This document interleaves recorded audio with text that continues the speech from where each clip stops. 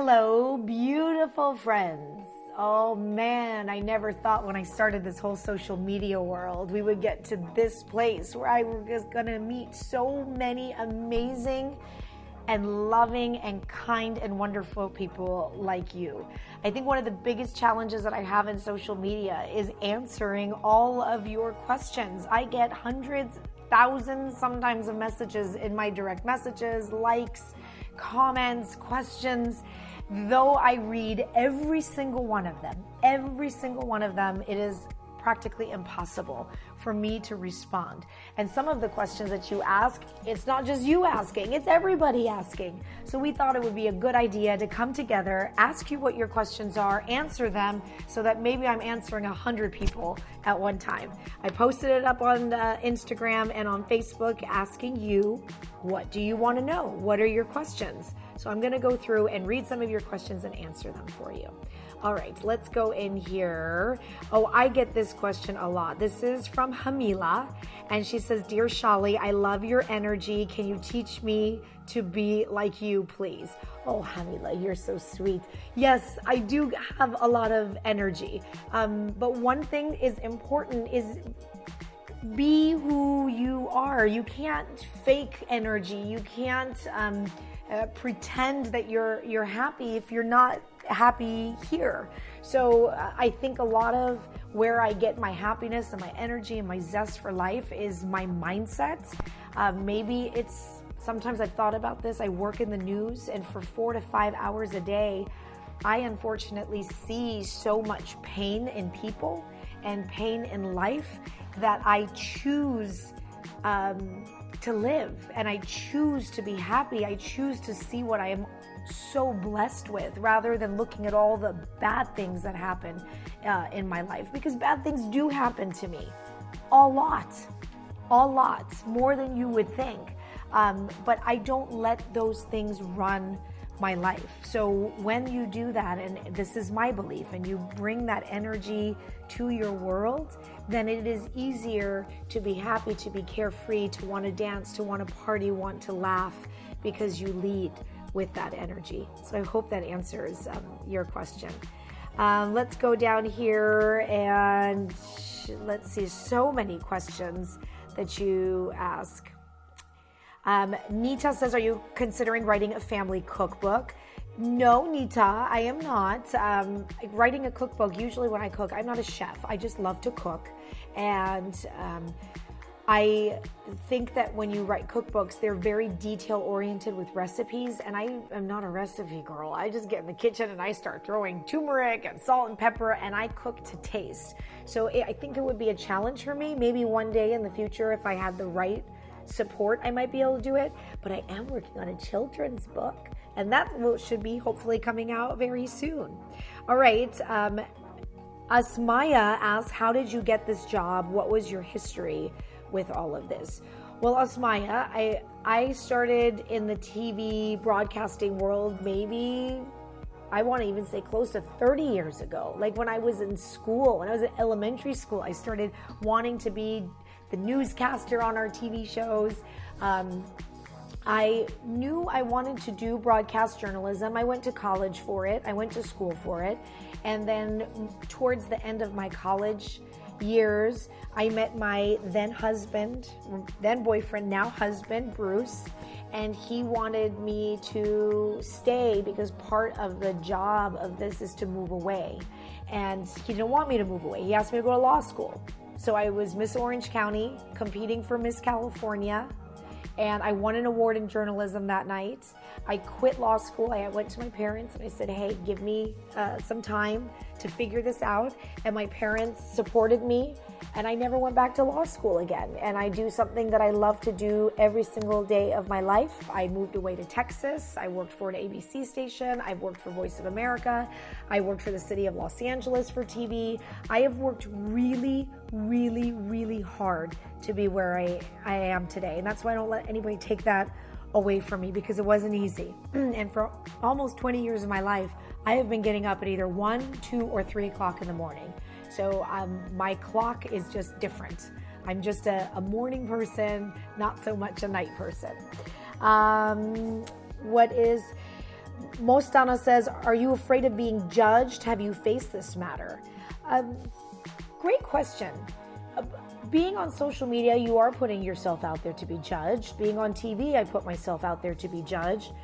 Does it bother me as much? Not in particularly, because over the years, I have grown to learn who I am in such a tremendous way that other people's comments, when I know that are not true, doesn't bother me anymore. And I have truly come to find that it is really about them and not about me. So no, judgments don't bother me. Not everybody will like me, and it's okay. And it's okay for not everybody to like me. And I welcome the ones who do. I welcome the ones who do. USA 1776 says, will you take your kids back to Iran? I do hope one day I can. I would like to go back to Iran. It's not the right time. But one day I will. It is a dream. Most of my family still lives in Iran, so it would be pretty spectacular to see where my parents are from and meet most of my cousins who I've never met. The Tehran girl says, I wonder how old you are. Let's pick an age today. How about 16? Will that work? Will that work? What is another question? Being born and raised in the U.S., how did you learn to speak Farsi so fluently and learn to dance so beautifully? This is a great question. Actually, to be quite honest, Farsi was my first language. My mom came here and she didn't know how to speak English. So when I was a baby, all I knew was Farsi. And then I went to school and I forgot it.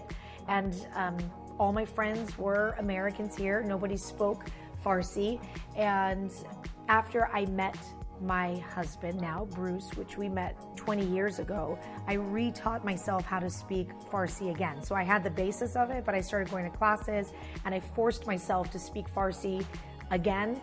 And that's where I would say I have an accent, but I understand and speak Farsi absolutely fluently. And the love for music, that is because I come from a musically talented family. My dad, my brother, they all play the santur, tar, tombak, and I grew up with the sounds of traditional Iranian music. So I think that's where my passion for Iranian music comes from.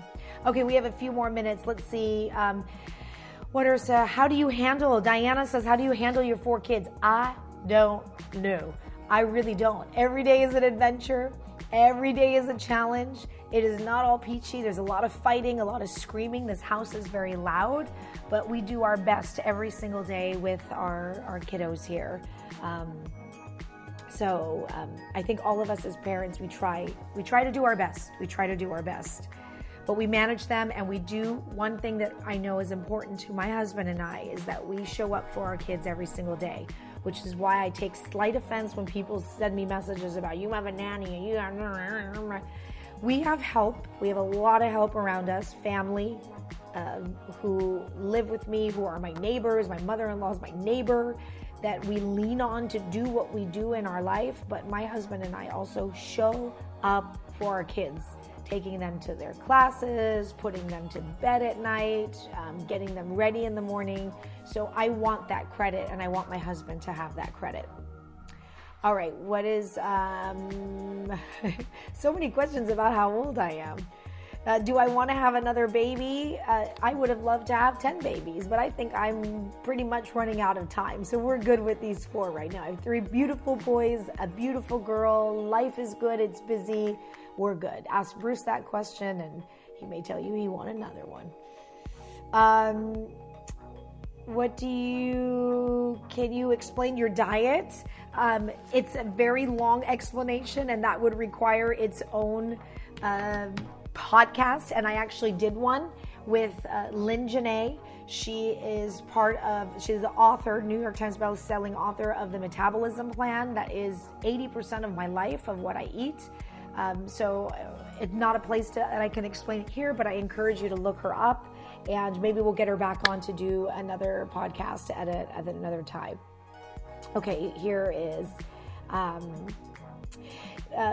somebody asked, what's your reaction when you find out your best friend wasn't honest with you and how you deal with it? Look, this is how I deal with a lot of people who I call salty or who don't bring the kind of energy in my life that uplift and that love or they're sabotaging, or they talk smack and they're friends and they're jealous, or whoever it is.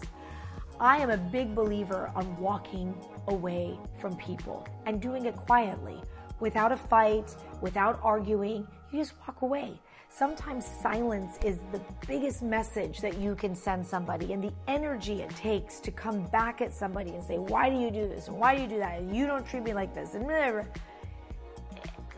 Why? Just walk away. Protect your space, protect your energy. Just walk away. That's how I deal with it. Let's see, what other questions do you have? What advice do you give your children if they're treated differently from others? This is a great question. I teach my children to be kind. I teach my children to love. I teach my children to love themselves. And I teach my children to walk away. I teach my children to walk away. Okay, I'm going to take 2 more questions, and then we'll have to do this more often because you have so many questions for me. How do you manage your time? I've seen you do a lot in the day. You do your family, you go to the gym, you have a routine. So I'm not saying I'm perfect at it, but I'm a dang good planner.